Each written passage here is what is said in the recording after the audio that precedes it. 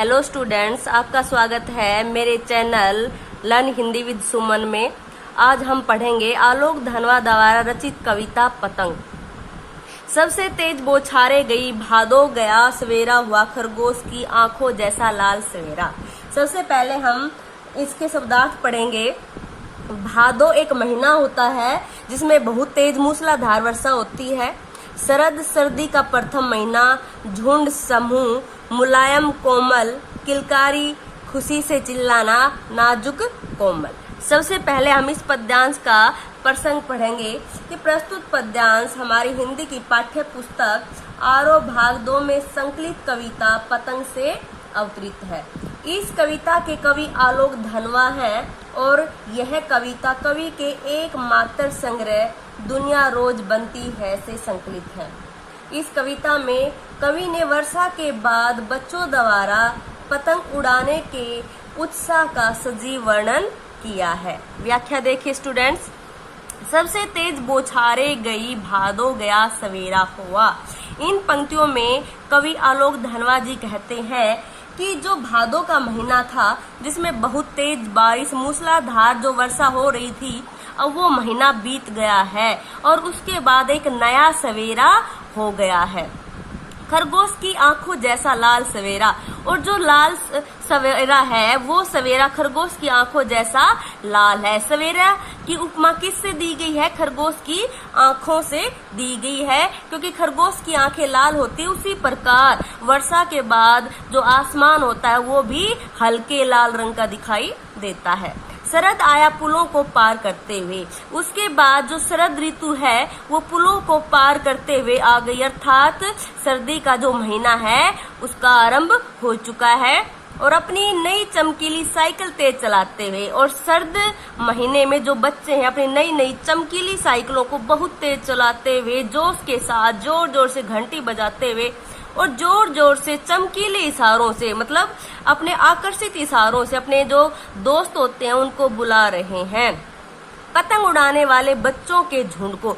और जो पतंग उड़ाने वाले जो बच्चे हैं जिनका एक झुंड है, एक समूह है, उनको वो जोर जोर से सीटियां बजाते हुए अपने चमकीले इशारों से उनको बुला रहे हैं और आकाश को इतना मुलायम बनाते हुए, और जो आसमान है जो आकाश है उसको भी वो बहुत ही कोमल बनाते हुए, मुलायम बनाते हुए कि पतंग ऊपर उड़ सके, कि उस आकाश में जो पतंग है वो बहुत ऊंचाई पर उड़ सके, दुनिया की सबसे हल्की और रंगीन चीज उड़ सके। जो पतंग है, पतंग का जो कागज होता है वो दुनिया का सबसे हल्का और रंगीन वस्तु एक पतंग है जो आसमान में उड़ती है। और जो पतंग का जो कागज होता है वो सबसे पतला कागज होता है, इसी वजह से वो आकाश में उड़ता है। बांस की सबसे पतली कमानी उड़ सके, और पतंग के अंदर एक बांस की जो पतली कमानी लगी हुई होती है वो भी पतंग के साथ ऊपर उड़ सके और शुरू हो सके। और जैसे ही पतंग आसमान में उड़ती है उसके साथ ही जो पतंग उड़ाने वाले बच्चे होते हैं उनकी सीटियां, उनकी किलकारियां और तितलियों की इतनी नाजुक दुनिया, क्योंकि आकाश में जो पतंग होती है वो रंग बिरंगी होती हैं और वो तितलियों की भांति बहुत ही कोमल दिखाई देती हैं। विशेष देखिए स्टूडेंट्स, इन पंक्तियों में कवि ने शरद ऋतु में बच्चों द्वारा पतंग उड़ाने के दृश्य का बहुत ही सुंदर वर्णन किया है। और खरगोश की आंखों जैसा लाल सवेरा में उपमा अलंकार है। प्रकृति का बहुत ही सुंदर, सरल और मानवीकरण यहाँ पे किया गया है, बहुत ही सुंदर वर्णन किया गया है। और जोर जोर से यहाँ पे जोर शब्द का 2 बार प्रयोग हुआ है, तो यहाँ पे पुनरुक्ति, प्रकाश अलंकार और भाषा सरल सहज परवामयी भाषा का यहाँ पे प्रयोग हुआ है। सेकंड पहला देखेंगे।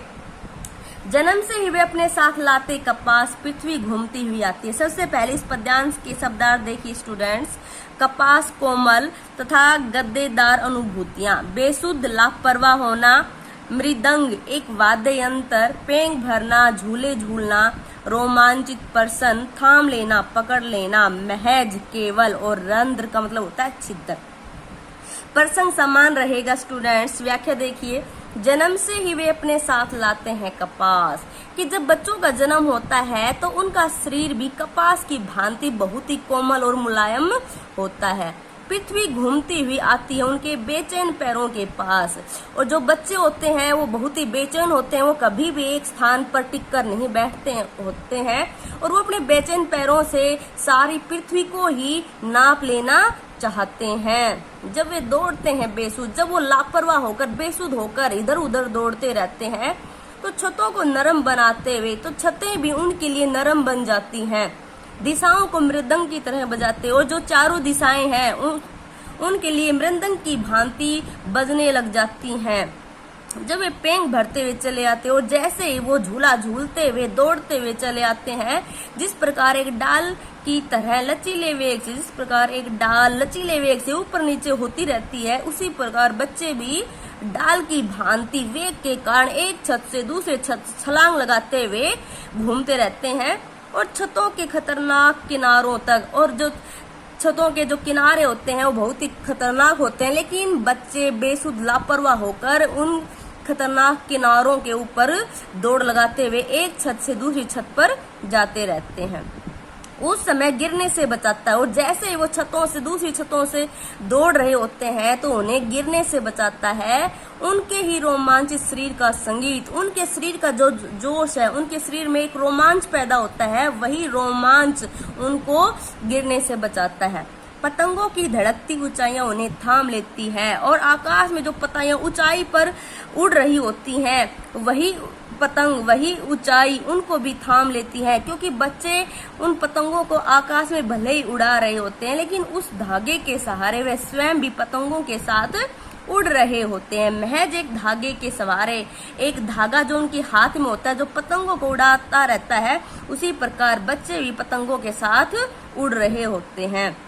पतंगों के साथ वे भी उड़ रहे अपने रंध्रों के सहारे और बच्चे भी पतंगों के साथ अपने रोम छिद्रों के सहारे, अपने रोमांचित शरीर के सहारे पतंगों के साथ खुद को भी उड़ा रहे होते हैं। उनका मन चंचल होता है तो वो भी पतंग की भांति उड़ते रहते हैं। विशेष देखिए स्टूडेंट्स, कवि ने शरद ऋतु द्वारा बच्चों के पतंग उड़ाए जाने का एक बहुत ही सुंदर मनोरम दृश्य का यहाँ पे वर्णन किया है। और खरगोश की आंखों जैसा लाल सवेरा, यहाँ पर कवि ने उपमा अलंकार का वर्णन किया था। और नेक्स्ट है, इसमें देखिए कि भाषा कैसी है, सरल सहज स्पष्ट भाषा है। कपास शब्द का यहाँ पे विशेष प्रयोग हुआ है और यहाँ पे कवि ने संपूर्ण पद में मानवीकरण अलंकार का सुंदर प्रयोग किया गया है। और जो शब्द योजना है बहुत ही सटीक और सुंदर है, सहज सरल भाषा का बहुत ही सुंदर प्रयोग हुआ है। अगर आपको मेरी कविता समझ में आई है तो मेरे चैनल को लाइक कीजिए, सब्सक्राइब कीजिए और कमेंट कीजिए। Thanks students.